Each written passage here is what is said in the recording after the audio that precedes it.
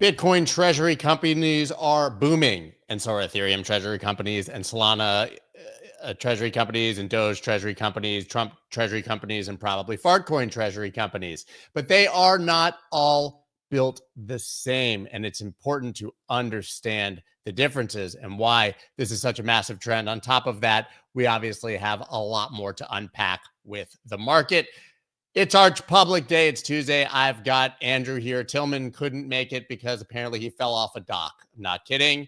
But we also have Todd Shapiro, CEO, founder of Light Holland, who's been on my podcast actually many, many, many years ago. Glad to have him back, and we'll tell you why he's here. Let's go. Let's go.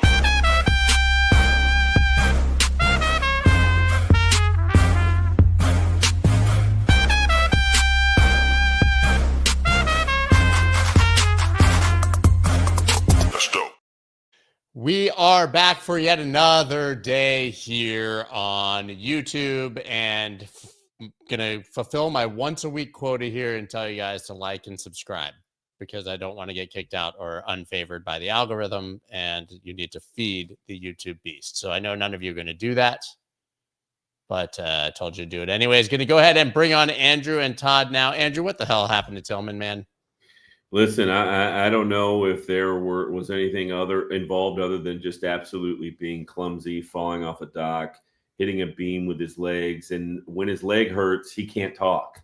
I mean that's what I'm taking from this. When his leg hurts, he can't speak. So that's where we're at with Tillman today. His leg hurts. Okay, got it. So Tillman's guys like, Todd, what's up, man? Listen, so we talk quite frequently, but you haven't. I looked back.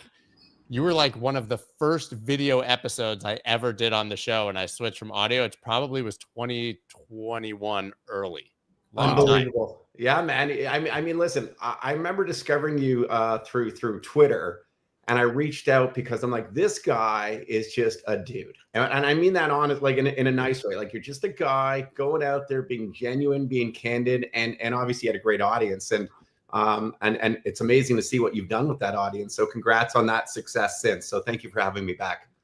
You're welcome. We're not going to dig too deeply into it, but Todd was actually the most listened to podcaster on Spotify in Canada. So he has a little bit of experience doing these things. But listen, we obviously have this major trend going on right now. I would say in Bitcoin, but it's in crypto because it's not just Bitcoin anymore. It seems that every token is getting a treasury company.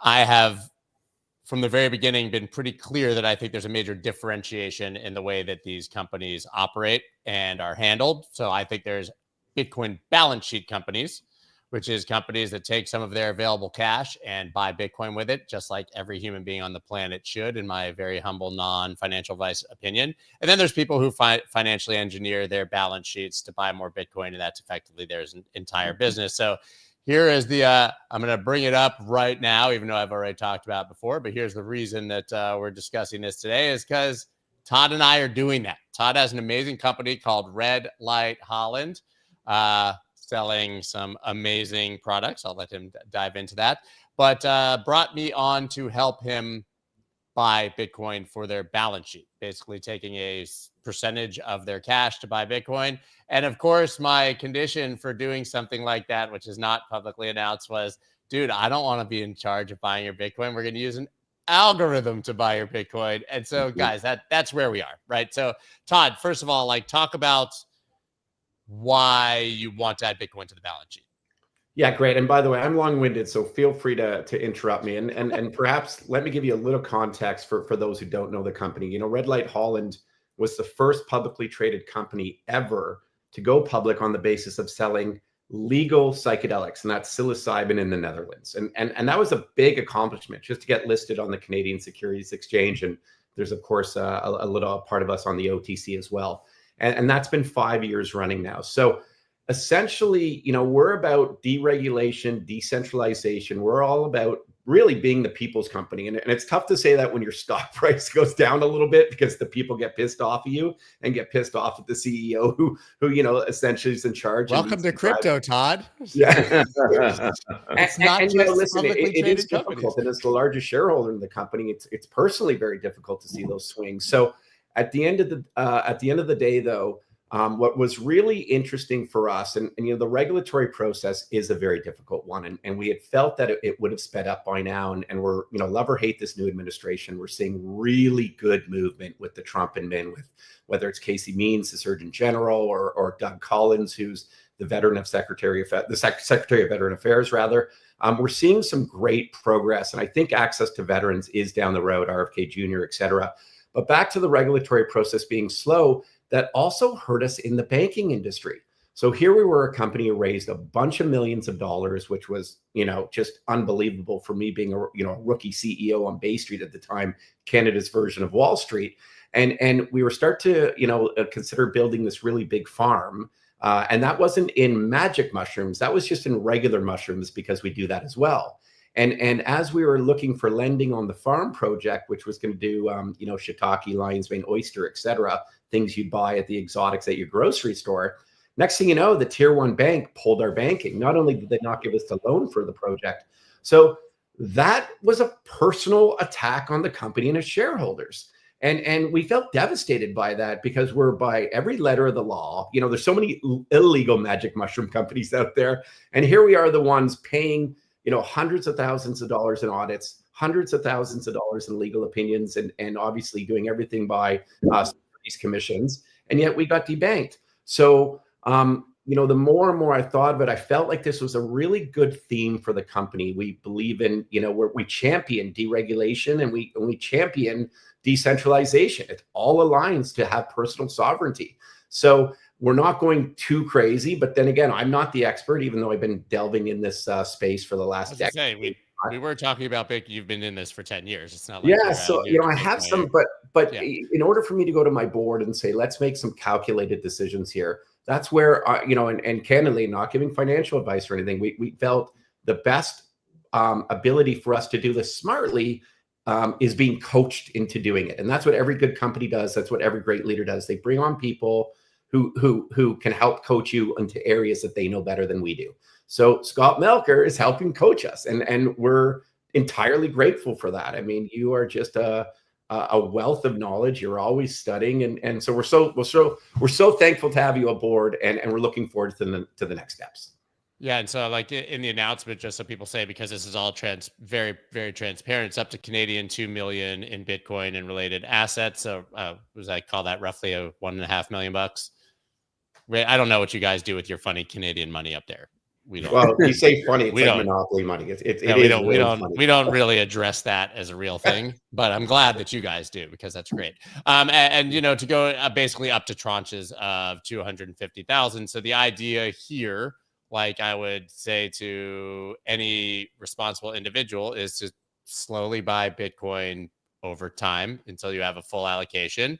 And then, since you're a company with actual cash flow and income, eventually increase that as you make more money. But I will say, Todd, I don't know how private it is, so I'll keep it like in broad strokes. But the minute this announcement came out, let's just say that Todd and I got a lot of phone calls to do this a different way. Is that a fair assessment? And honestly, beyond my wildest dreams, it was incredible, the outreach that we started receiving. And listen, part of the job of a CEO of a publicly traded company is to get attention on that company. And I wouldn't say this strategy was only a ploy to get attention, but man, to see it come in authentically, and especially knowing we're well capitalized, and with Scott, it wasn't just kind of like, hey, a company pretending to do something for the treasury. Like, this really aligned. So yeah, Scott, it didn't stop. I mean, it's still not stopping. Yeah. It's great. And it's funny. And a lot of people called and said, hey, we have a whole lot of money and you should be a Bitcoin treasury company and spin off your actual business. And I just want you guys to know what's happening in this space. And Andrew, you jump in here, but like, people literally see you mention Bitcoin and publicly traded company at this point, and they think you're just going to give up everything you've ever worked on or cared about for your whole life because they'll write a check and turn you into a Bitcoin treasury. Well, the reason is because they simply, Wall Street only sees one thing, and they see MicroStrategy and the model that's happened there. And why does Wall Street only see that? Because MicroStrategy keeps going back to the Wall Street well, which does what? At Wall Street, it generates enormous fees, right? So Wall Street bankers keep handing Michael Saylor money to create new products associated with the equity that is MicroStrategy to buy Bitcoin. We got a new one today. Yeah, there's a new one today. In case you were wondering, Strategy debuts fourth preferred stock offering called Stretch. That's what I got. I'm waiting for one to. I'm waiting for one to be called Stench. Right? We've got Stretch, Strife, all sorts of stuff. Strife, Stench, Scratch. I mean, Scratch at some point. The last one will just be shit, and we'll know that it's over. Yeah. But here's the thing: Wall Street will lend him the money. They'll hand him the money to do it. Right? It's not going to stop. And so that's the model. What Wall Street sees, and the reason why you guys got so many calls is ding, ding, ding, ding. If we can convince these guys to do a MicroStrategy model, then we can just generate fees like crazy, and then tell them to do the next tranche and the next tranche and the next tranche and the next tranche until that exhausts itself. That's going to be the case again and again and again. And again, the pure Bitcoin Treasury company plays. Agree with you, Scott, that at some point it's a bubble, and it will flatten out. But the Bitcoin balance sheet companies and what Todd is doing, what others are doing, that's where the value is long term. And here's why the value. We've done studies at Arch Public because we're working with several companies doing the balance sheet thing. And the truth of the matter is if you have a 25% profit margins, right, in your business, if over the past 4 years you would have been doing the Bitcoin balance sheet, you effectively double your operating profits, right? And that's meaningful, right? So if you're a company and you're generating profits, and then now you're adding Bitcoin to your balance sheet, and the performance that also gives you, is that company versus a competitor that's not doing it more valuable or less valuable? And to what degree is it more valuable? Is it a factor of 3? Is it a factor of 5? Is it a factor of 10? The market will figure that out, but it's definitely a factor of something, and it's more valuable. So Todd's thinking about it the right way. Todd's acting and doing things about it in the right way. And we're just thrilled to be involved and to do it in an intelligent way, right? To be smart about the way that you purchase Bitcoin. And there'll be some level of programmatic intelligence involved in the acquisition of Bitcoin itself. So I want to talk about how many Treasury companies announcements we have right now, because I got sent the news this morning and I responded to the producers like, dude, it's too much, but it's all the same.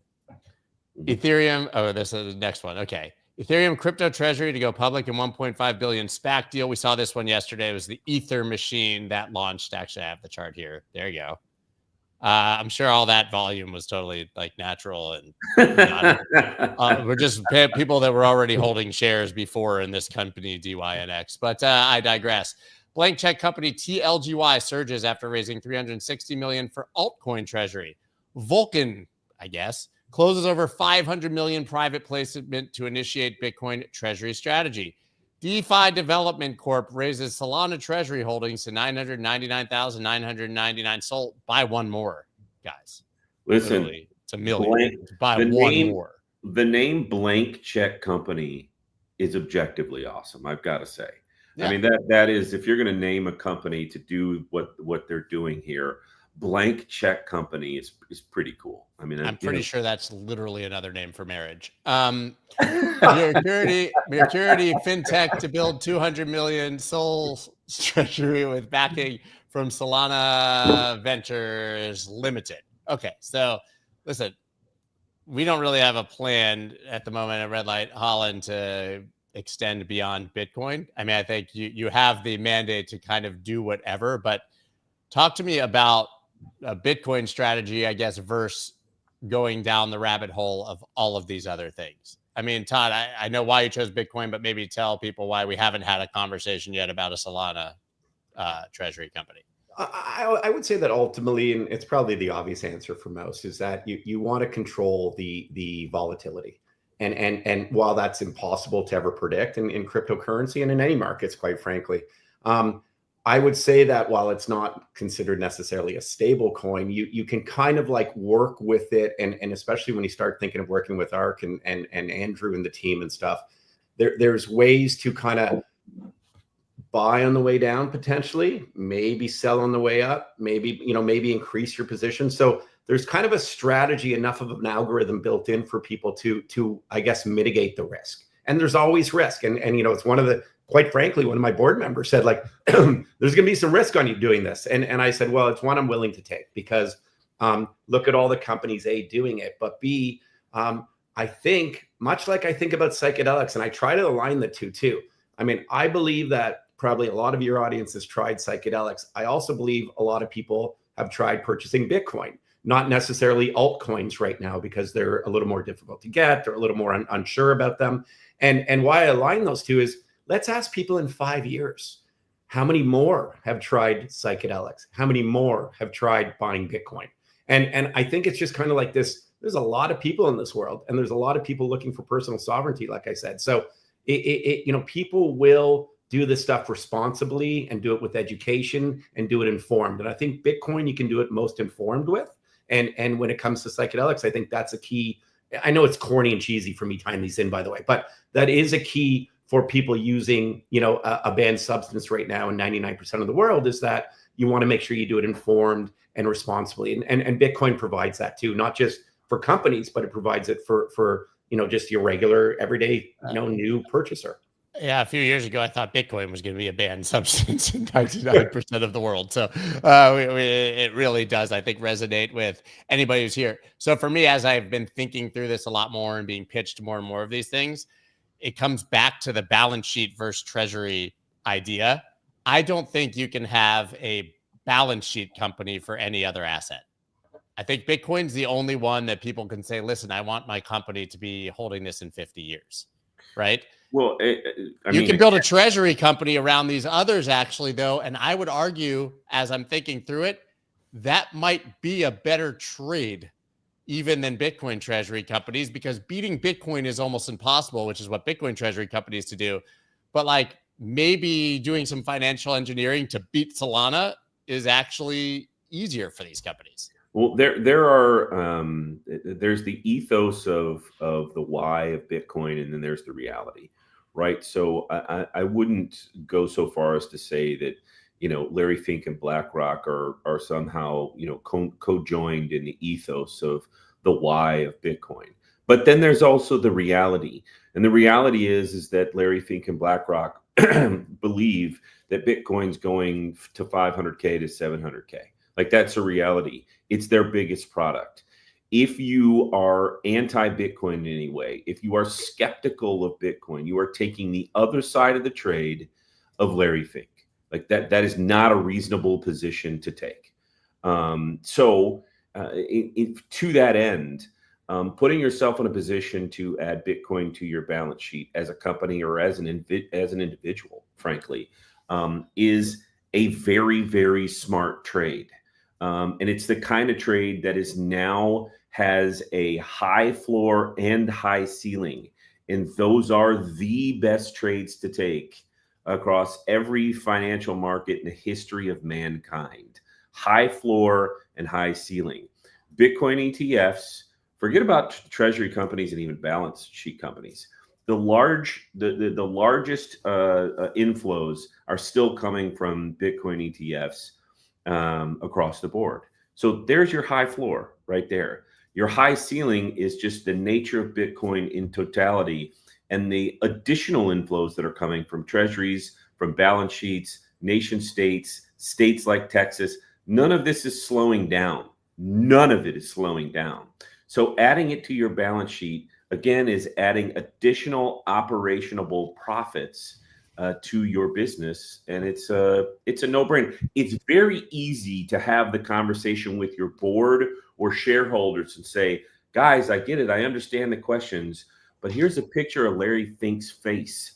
He believes in it. He's pretty good at making these kinds of calls. And he is doubling down again and again and again and almost turning into the CMO of Bitcoin. So I don't know, maybe we should follow the road that he's traveling. In your thoughts, Andrew or Scott, how many more I know we talk about, the big Black Rocks or Tom Lees or, we can go delve into the really big names behind the space, but How many more, just again, I say it, regular Joes and Jills are coming up to you or reaching out to you and saying, like, hey, how do I buy? Or like, I just want a part of one. I just want to, if people are still learning, by the way, you could still just buy fractions of Bitcoin. Like, this is the stuff that amazes me. For as long as I've been talking about it, and as Scott mentioned, when I used to have a old radio show, I mean, I talked about this relentlessly, like it was nonstop back in 2013, 2014. I hosted conferences in 2018 in Bitcoin, but it's amazing how many people are still discovering it and finding out how to do it. So in your thoughts, like, is that a wave that is coming as well, do you think? Andrew, I would love you to take that one first. Yeah, so you're absolutely right. So to give you an idea, across the world of wealth management, just Bitcoin in general is not readily available. If you're somebody who's worth $3 million and you've got a $2 million account at UBS right now, you can't go and buy even access to the ETFs without having to jump through a bunch of hoops. Not to mention buying spot Bitcoin. You may not even know how to do that. So there is several other levels of discovery that are coming, like no question about it, right? And so that investor class of 50 to 75 years old, they're putting themselves in a position to where maybe I should, 1% of my portfolio, maybe even 3%. That's why BlackRock, not only Larry Fink, but in their, the white papers they put out, the research papers that they put out, they're talking about 1%, 3%, 5% allocation, because they're speaking to the investor class. I'll give you another idea. Rick Edelman, who's the largest RIA guy on the planet. Damn it. You took my thing. I talked to him yesterday and I was going to tell you all about it, but you go first. He's my podcast for Sunday. Yeah. So basically Rick has said, and Rick, by the way, is the Larry Fink of financial advisors. Like 70% of financial advisors don't work at Morgan Stanley, UBS, and Merrill Lynch. They work for other organizations that most people that are watching this haven't heard of. But that's the reality of financial advisors. Rick Edelman is their Larry Fink because he went from zero to building a $300 billion practice, like extraordinary, right? Well, to his point, he's basically like, if you don't give your clients access to Bitcoin, you are short Bitcoin, which is a terrible idea, right? So his commentary has been, you absolutely should be at 3 to 5%, even 10% Bitcoin allocation. And he 40. moved that up and said in the last couple of weeks, says, call me crazy, but you should have 40% allocation to Bitcoin, right? So there are levels of this that have yet to hit what I would call high net worth, and another phrase that's used in wealth management called mass affluent. Mass affluent are people that have like 300,000 to 900,000 in investable assets, right? That Bitcoin and what Bitcoin is and why they should be in it has not materially hit that investor class, but it's coming. It's going to happen. I literally talked to Rick yesterday for an hour. I was yesterday years old when I found out he sometimes watches us on this show. Yeah, or not. Awesome. So, yeah, and he was like referencing things that have happened on the show and newsletter. I was mind blown because I called him the Michael Jordan of advisors. That was a good way to warm it up. I was like, the first question, I hear you're Michael Jordan. You're going to have a good conversation after that, right? But he said exactly what you did. And he thinks that there's a humongous wall of people that want access and still don't even have it, as you said. So he, obviously, he said it's even worse, I think, at the large umbrella RIAs, the Schwab, Morgan Stanleys, and, all the big names. But even for the ones that are not under the umbrella, the guys who want to do it usually have to go to like the boss who's 65 and is like, why am I going to take the reputational risk of unlocking this now when I'm retiring next year? Yeah. And the other thing that's interesting, I find, when we talk about sort of an older generation getting into it, by the way, I'm old too, hence doing a podcast in my bedroom because I got a 5-year-old downstairs not wanting to interrupt this. But Mine too. The interesting thing is a lot of my friends I'm 52, who are sort of in their 50s and 60s are still inquiring about it, but they have kids who are actually like 19, 22, and they're buying Bitcoin. And they're teaching their parents on how to go to an exchange like Kraken or whatever it may be, and saying like, listen, this is how, just the idea of learning how to do it is interesting as well, transactionally.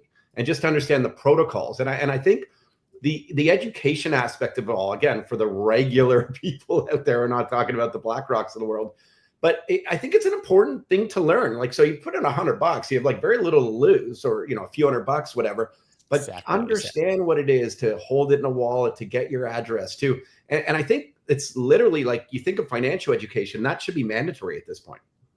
Yeah, he said, I asked him, I said, listen, you've been writing about this since 2012. So he actually has a huge organization for years. It's been educating RIAs on crypto, like very quietly. He's been a bull. But even in 2021, he said 1% allocation. Yeah. And Andrew, we've talked about this thousands of times. We're like, God, we would kill for BlackRock to say 1% allocation. They're now saying 3 to 5. Yeah. And I was like, why did you go from 1 to 40, you know, in 4 years? And he said the same thing we've heard many times here, which is, at a risk-adjusted basis, Bitcoin is the cheapest and safest it's ever been now, because it's not going to zero and it's not going to be a banned substance. But he said, because exactly what you just said, Todd, you get your feet wet and you never go back. Like, people don't become anti-Bitcoiners who own it and watch it go up over time and feel what it's like to have it. But he said, listen, I can sell somebody, anybody, on taking 1% and saying, listen, if this 1% 10x is great, you like rebalance and you've made money. If you lose 1%, you won't even notice.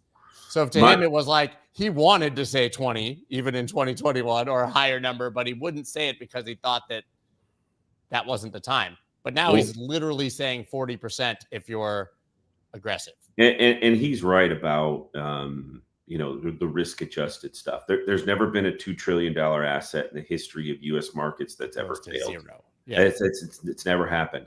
That was probably my favorite quote that I heard at the Bitcoin conference. I happened to say it, so that's of course why it was my favorite. It was really good. I was there. But it remains true. Like, there's never been a $2 trillion asset that's failed or gone to zero. So the risk adjusted portion of that conversation is reality.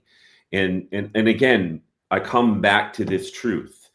You know, BlackRock has done the math. They're putting their name on papers and on research that say, if we get to 3 to 5% allocation across a larger swath of you know, high net worth portfolios, Bitcoin absolutely is going to 5 to 700K, and that's probably a little bit light.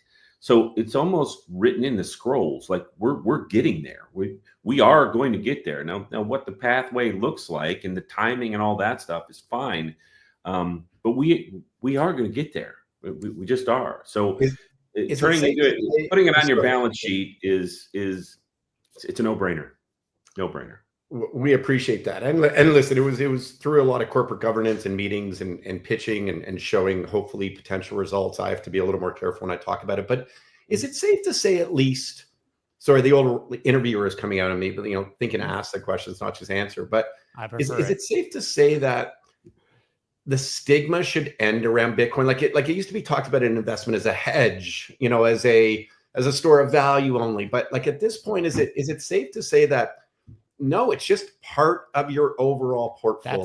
Like, I kind of said that to him as well. And yeah, I think for Bitcoin, yes, but I think that the beauty of Bitcoin is that it can be anything to anyone. There's still going to be the people who buy it because they're libertarians and want to self-custody it and multi-sig and opt out of government nonsense.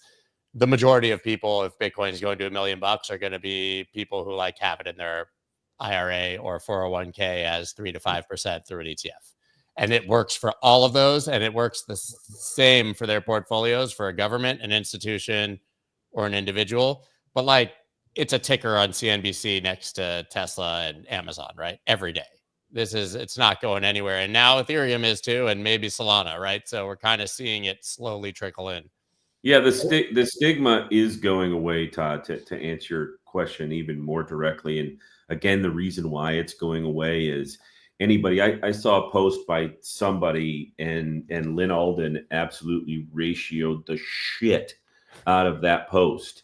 And because it was like, oh, you know, Bitcoin bros or so, whatever, you know, it's just number go up.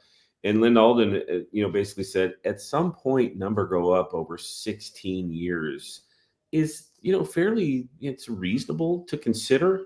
So that's the narrative route. The narrative now is, if Larry Fink and BlackRock and Fidelity and Bitwise and Franklin Templeton, if all of these firms are breaking records associated with assets being allocated to their Bitcoin ETFs, the argument's over. It's now a asset class in the world of traditional finance, period, end of story.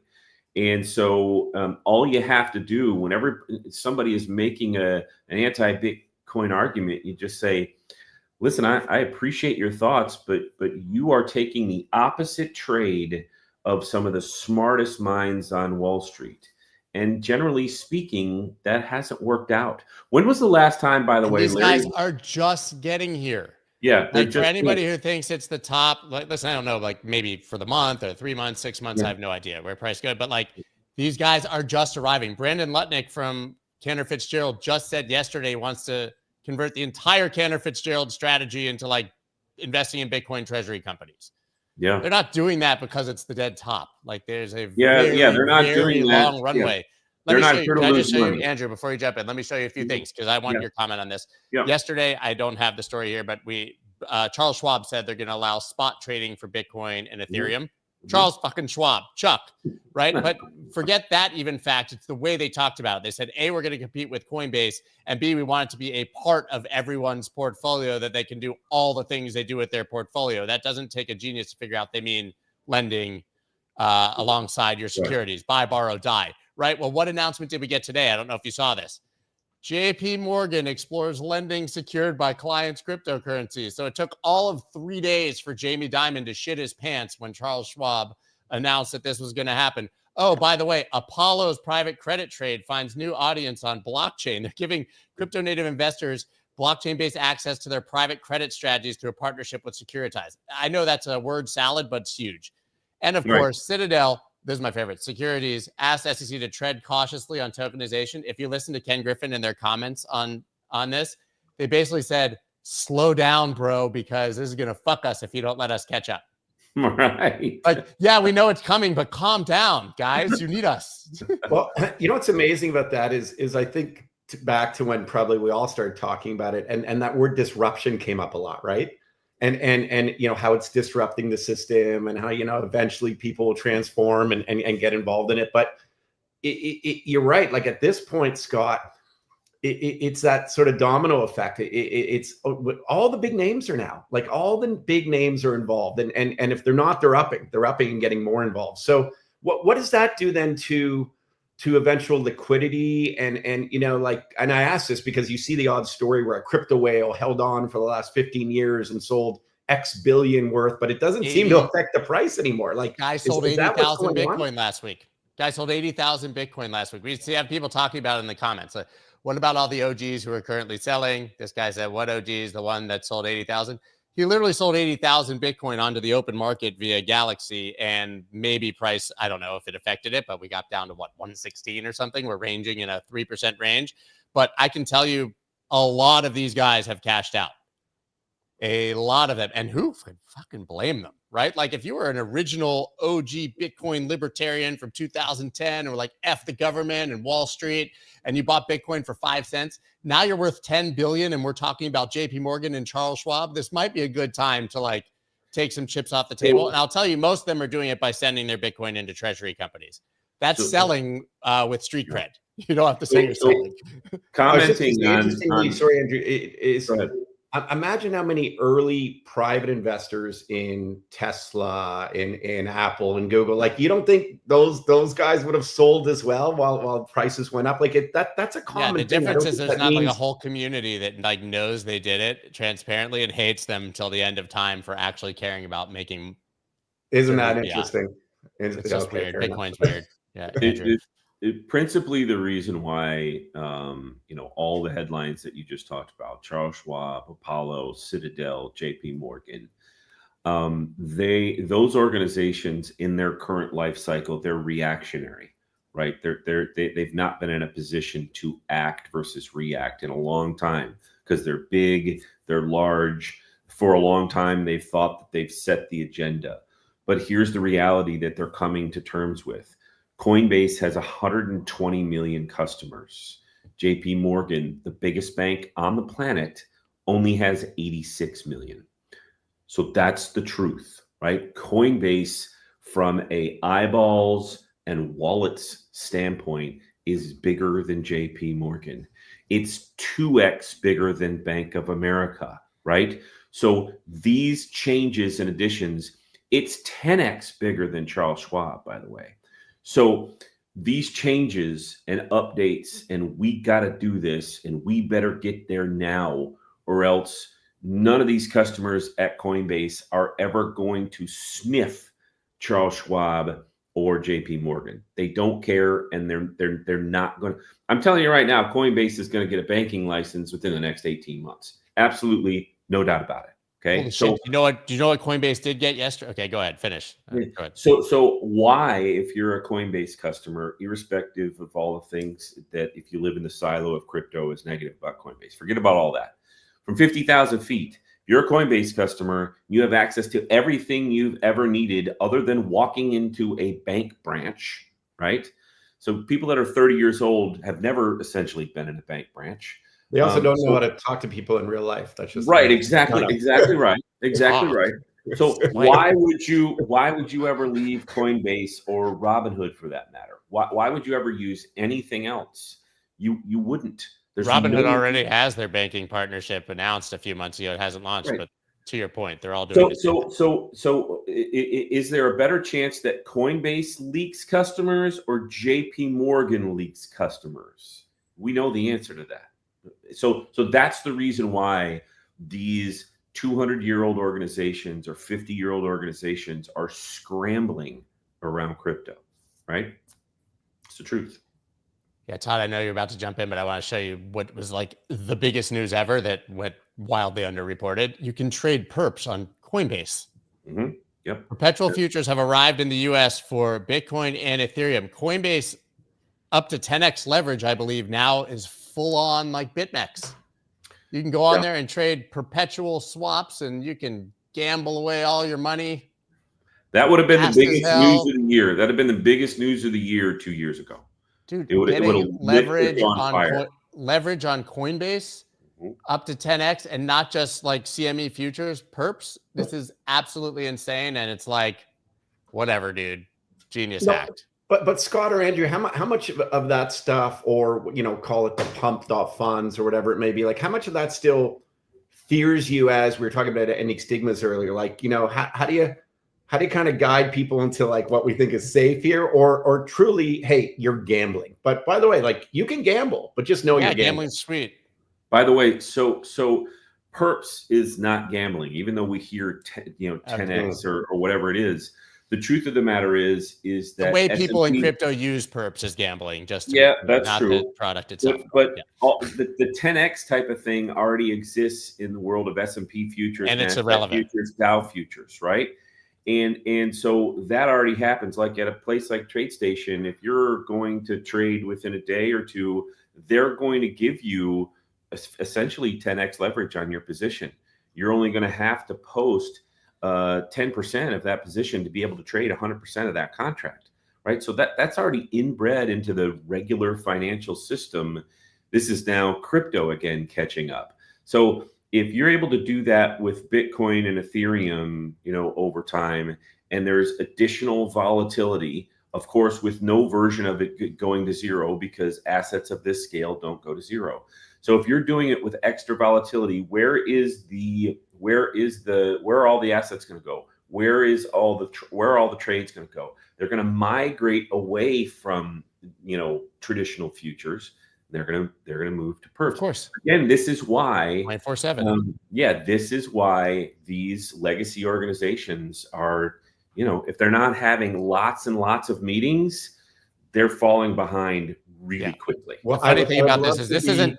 Yeah, go ahead. Oh, sorry, Scott. I apologize. I was just going to say I'd love to be one of their compliance guys, like a fly on the wall to hear them, because that's what you want to be. I want to be the fly on the wall for the compliance guys at E-Trade, like TD Ameritrade and E-Trade and stuff, who have seen Coinbase now do this. Because I was just going to say, PERPS were built in crypto. Arthur Hayes obviously at BitMEX, but it's not a crypto product. Like it can be used to trade anything, and it's just a much better and more efficient way to trade futures and use leverage. And by the way, if you use it responsibly, you're using it to hedge against a cash position. There's nothing gambling about that. And you could put 10% of the money you would have had to put on an exchange to trade this at 100% spot. So you have reduced the counterparty risk of coins on exchange if you're a believer in self-custody. So it is a much more efficient, better way to do this. And you can very transparently every 8 hours see where people are positioned, because shorts are paying longs or longs are paying short based on the funding rate. It's just a better product, but this is also a better product for trading Amazon stock and Tesla and the Qs, right? So it's coming.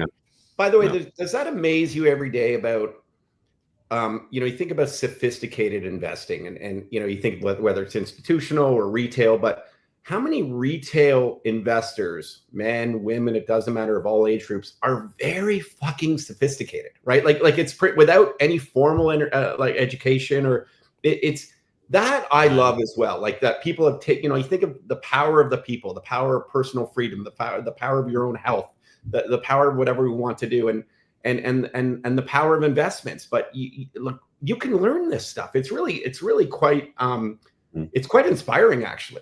It is. The only thing that concerns me is, like, at the very core, like, you should not, and this is why I'm a Bitcoiner, like, you should not have to learn how to invest just to beat the devaluation of your money, which is what literally everyone has to do. Like, it's so easy because you just buy Bitcoin and you denominate your life in Bitcoin, and obviously you don't worry about inflation anymore.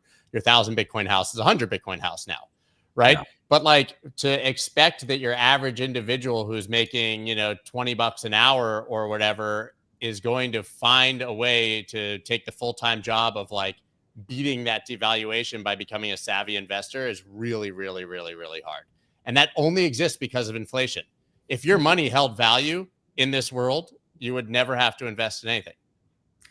Fair enough. But with that being said, if it's a time thing, Scott, I don't know if that's what you're referring to, like in terms of time spent versus time working. Yeah, I'm just saying, if you're like super busy, it's really, I agree with you. Like, it's amazing that people you can do all the things you used to need an investment advisor or one of these companies. Or how about just don't watch that Netflix series? You know what I mean? Like, there's, right. I don't know. Find the time. You find the time for the shit that matters. Yeah. Money matters. I mean, yeah, absolutely. But like, these products, I guess the overarching point here is that all of the things that you can do in crypto and all the things that you can do in TradFi are finding very quick match here. Well, and crypto innovation is pressing traditional markets. They are pressing traditional financial institutions. They are pressing the markets themselves. They are pressing the, quote unquote, institutions that make up the markets, right? The exchanges themselves, pressing them to go to, 24-hour trading. All of that's going to be 2 years from now, the conversation will be very, very different. And the way that it will be different is that so much of what we understood crypto to be, 24-hour trading, tokens, securities versus non-securities, all that stuff will have migrated to traditional markets, and they effectively won't turn off. Again, most people don't know this, but again, to PERPS versus futures in the traditional markets, futures trade 6 days a week. They only turn off from the end of trading on Friday. They turn back on Sunday in the afternoon. Yeah. So, Sunday to Friday, they're trading 24/7. They're on. If you want to make a futures trade, you can do it at 8:30 at night. Now, liquidity is limited, to say the least, but they're on.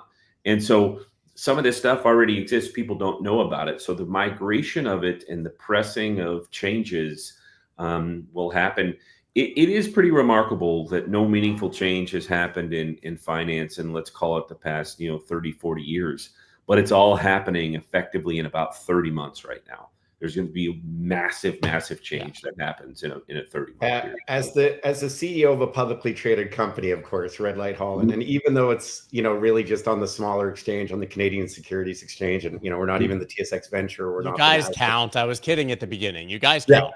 No, we can't. We yes, but I beg and plead for, if it ever goes 24/7 trading, I think every CEO, every company deserves, much like a baseball season or hockey season, like you get a week off. Like you just get a week with, like, you're allowed to choose on any week of the year. They were not trade, so you shut down on a Friday and you don't open up to a week Monday. Give us a break, because it's tough to keep score every day. That's the stuff that when you're on this side, especially when things aren't going great at times, it's you never want to be a part of something that's like a losing team. You only want to be going up, clearly. So sometimes people deserve a break.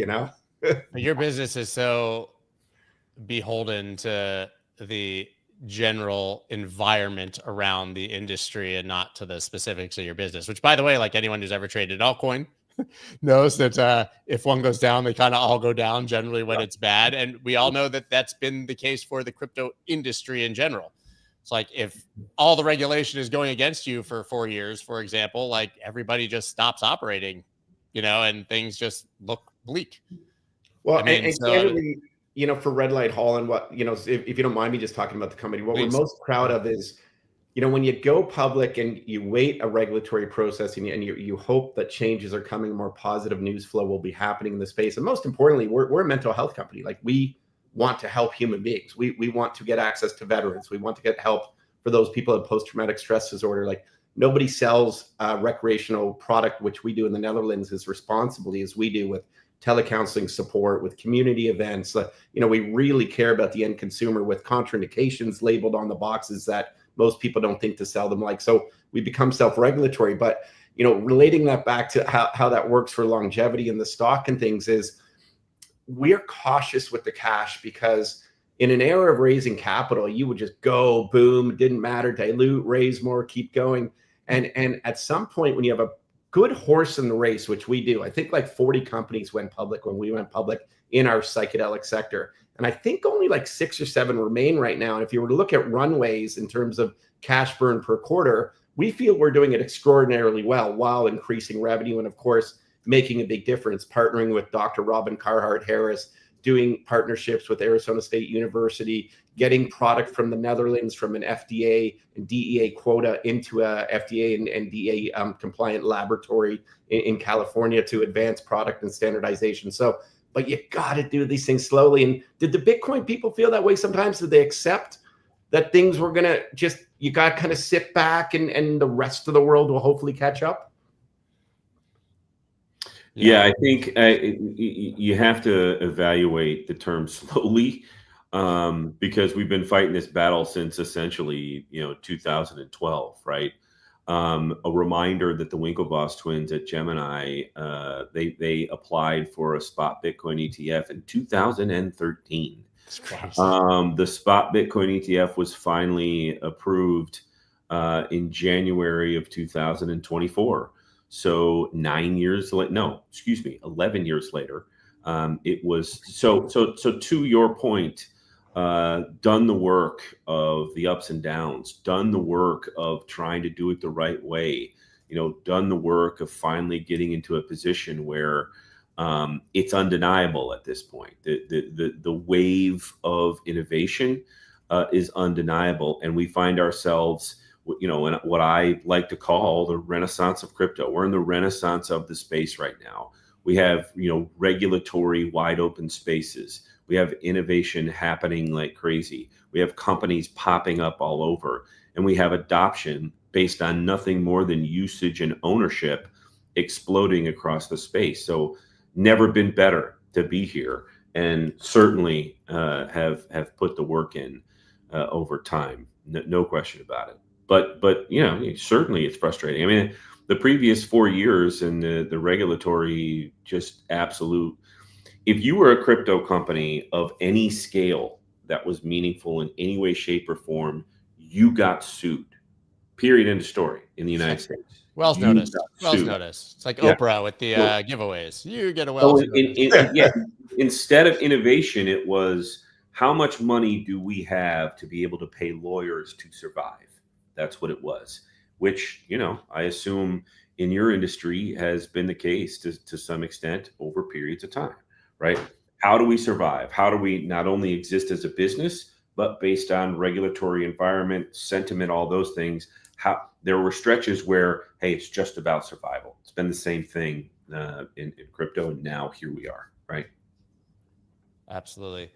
We are running up against time. Go ahead, Todd. I see you have a comment. I don't care about time, by the way. I've still. Oh no, I could do this. I could do this forever. I know. was just sort of more thinking about, and I don't know enough about this side of it, but where does this sort of U.S. digital dollar start coming into play, like as a sort of true kind of way that's forced upon everybody, but in a digital system? Is that still in the works?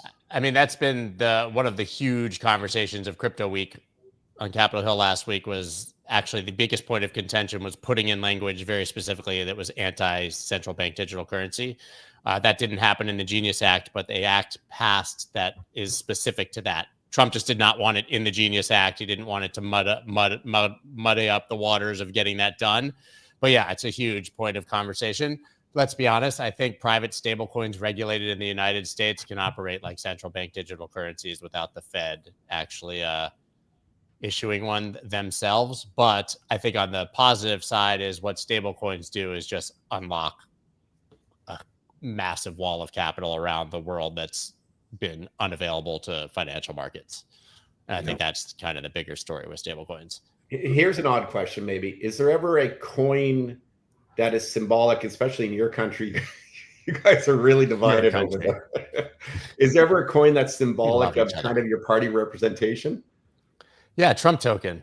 I bought that Trump token, by the way. And I put it like a few grand into it and I made money, but I was actually really disheartened by that. I really was. Yeah, me too. Because you felt like, wow, he's pro crypto, the admin's pro crypto, but and then there's like the Millennia coin that a rug pull. Again, I'm just talking as an average guy. That's why we have Scott, working on our team, and Andrew, you helping us out as well at Red Light Holland, because we're not working on a Trump strategy. No. So a couple things with that, right? So, free markets, right? So can do that. There's not been a rug pull. They still exist. They haven't done well, not expected to do well, but free markets exist, right? So to your point, is there a coin that kind of represents? One could make the case if you were to poll the, let's call it politics, up and down the chain, social, economic, all those things of Bitcoiners, certainly we're going to skew a bit to the right. I think that's a truth, right? But at the same time, does something embody, one movement or another? We certainly haven't got there, but, Bitcoin in and of itself has been started out as a very libertarian movement, a cypherpunk movement. And now here we are with BlackRock and Larry Fink being the de facto leaders of the movement. So things change and shift, no doubt about it. Is there ever a world, a scenario though, where if there is this, more of these stable coins and US digital dollar and stuff, that where it works on the blockchain, where it's like a smart contract for taxes or for charitable donations or so, is that kind of where it's headed? Yeah, I absolutely, that's the case. The reason being, Genius Act and all that stuff, everybody is excited. Oh, stable coins and blah, blah, blah. We're going to make sure that really all we're really talking about is settlement, right? So now that stable coins are a thing, that's going to take, it used to be, 10 years ago, settlement was T+3. So if you sold an asset of security or something, that was associated with an exchange, that took 3 days to settle. Then it went down to T+1. Stablecoins effectively make it T0, right? As soon as you sell something, immediately it can get moved one way or the other. That will get integrated into the overall, it'll get integrated into banks. That'll be just another shift in banking that will happen, that for all intents and purposes now is legal and okay for that innovation to happen. Yeah. Hey, Scott, what's the weirdest request you've received from someone about just Bitcoin? So not weirdest request, the strangest person that approached you and you're like, I didn't think this would ever happen. You have a story like that?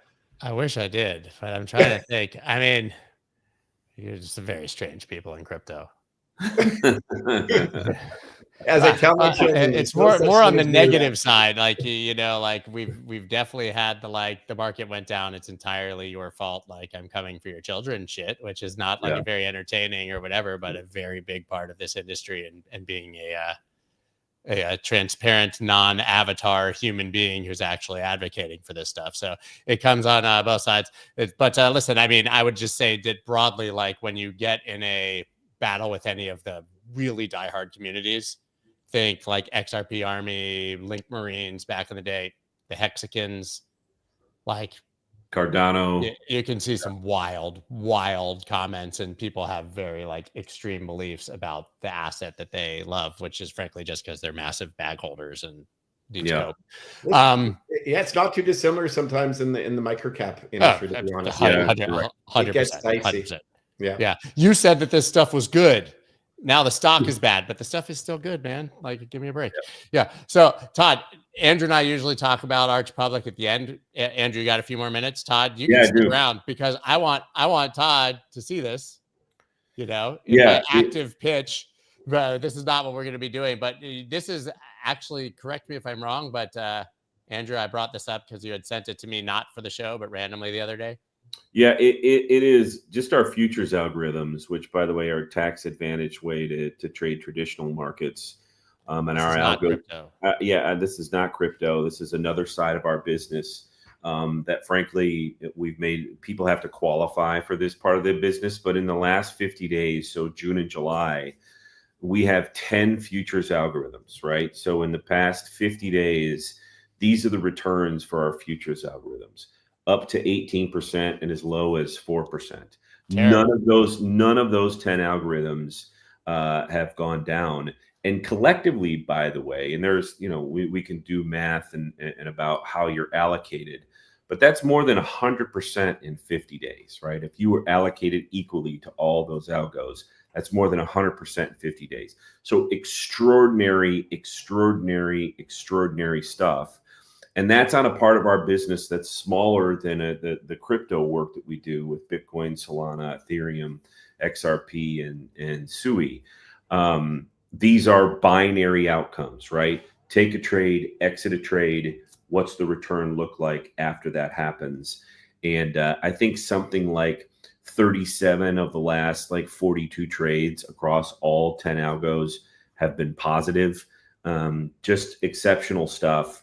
Our team is constantly optimizing our products. So our development portion of our business, their work is only creating product and then making sure that product is optimized as often as humanly possible to make sure that they're keeping up with the dynamic markets that they exist in. And so our customers are extraordinarily happy and thrilled. And then, of course, we go to the crypto side of things.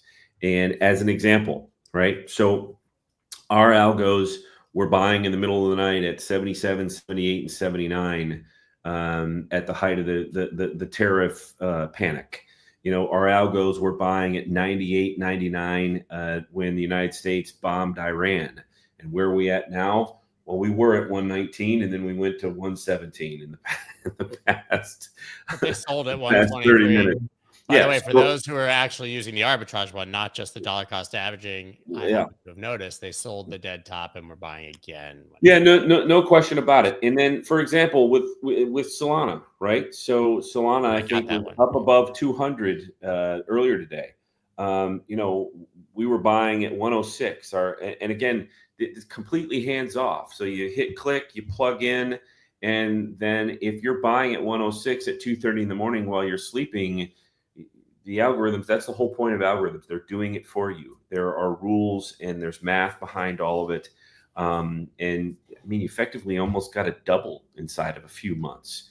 So, rules matter. We are effectively way ahead of the curve. The truth of the matter is that as larger and larger and larger institutions, and as the crypto market grows and grows and grows and grows, what happens in traditional markets? So there's nobody left at the CBOT. That floor doesn't even exist anymore. There's nobody left on the CME. There's nobody on the NYSE floors. It's all done algorithmically. 80% of all trades in traditional markets are done algorithmically.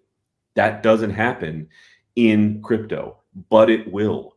So we're ahead of everybody. So if you're using our products, you are ahead of everyone you're trading against, because crypto markets haven't got so big that the BlackRocks of the world, the JP Morgans of the world, even the Coinbases of the world haven't figured out the ability to accumulate positions algorithmically.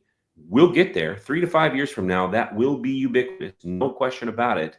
But we're the only ones doing it right now. We're the only ones that can talk to you and say, what do you want to get accomplished? Do you want additional cash yield? Do you want to accumulate and do it intelligently? Do you want to do 5 versions of both across 6 different symbols? Yes is the answer to all of those questions. We'll figure out how to do it with you, and our staff are absolutely incredible from a service standpoint. You're also way the best better that people can want, right? Like you get to rest again. That's right. And that's exactly that honestly, man, like not watching the charts 24/7, 365, like every person who uses it, the best tweets, like John Deaton, obviously, who does it, is always like, I woke up and I had 4 emails, and apparently I'm a god tier trader because I bought the bottom at 3 a.m. You just can't, like, if you're going to trade, you can't do this 24/7, 365, and crypto, a lot can go bad when you're sleeping. There is the top 20% of our clients are our biggest. Across the board, they basically say, this has shifted the way that I think about my crypto positions.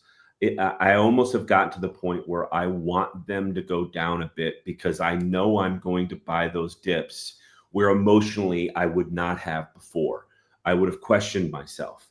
And certainly at the tops, like at 123, selling when across crypto Twitter, we're thinking we're going to 125, we're going to 130. It's happening now, right?